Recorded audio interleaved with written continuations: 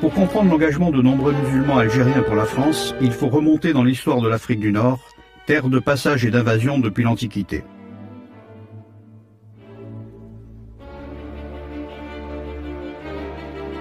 La population la plus ancienne, les Berbères, furent chrétiens durant plus de 4 siècles et compta de nombreux saints et évêques.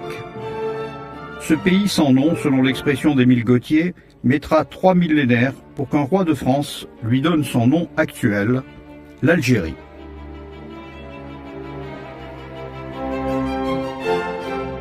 L'invasion arabe du 7e siècle chasse les Berbères dans les montagnes de Kabylie et islamise la population. Au XVIe siècle, les Turcs en font une régence qui pratique la piraterie et dont les razzias sur les côtes européennes alimentent son marché aux esclaves. La régence d'Alger règne par la force sur un système féodal dont les chefs, Caïd, Aga, Bachaga, sont au service des Turcs. Les rivalités incessantes entre les tribus et pays voisins empêchent la création d'un État unificateur.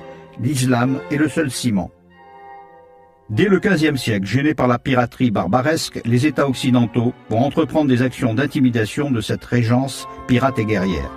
Le 14 juin 1830, 30 000 hommes des troupes du roi Charles X débarquent à Sidi Ferruch et rentrent dans Alger le 5 juillet. Dès les premiers combats, des chefs arabes et berbères se mettent au service du nouveau conquérant pour chasser l'occupant turc. Les Arabes guerriers sont attirés par la déjà très prestigieuse armée d'Afrique, dont les premiers régiments de Zouaves et Spahis, avec à leur tête l'intrépide Youssouf, s'illustrent dans la conquête aux côtés des tribus ralliées, comme celle de l'Aga Ben Ismaël, ennemi acharné de l'émir Abdelkader. Une armée d'Afrique qui va devenir inséparable de l'histoire de l'Algérie française. En 1837, le roi Louis-Philippe officialise le mot Algérie. L'armée française s'est imposée par la force, seule comprise par la population, mais aussi par le respect de l'islam et des coutumes locales.